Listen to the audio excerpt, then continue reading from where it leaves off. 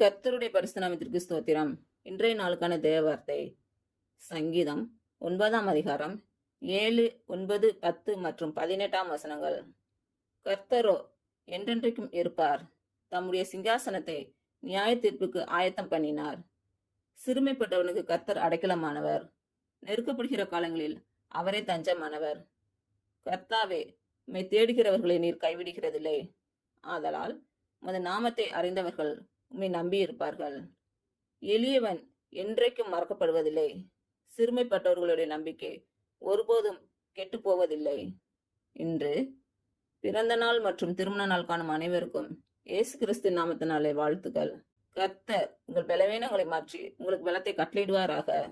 கர்த்தர் உங்களையும் உங்கள் பிள்ளைகளையும் உங்கள் பிள்ளைகளின் பிள்ளைகளையும் ஆசீர்வதிப்பாராக. கர்த்தர் உங்களோடு இருந்து உங்கள் பணிகளையும் பயணங்களையும் ஆசீர்வதிப்பார்.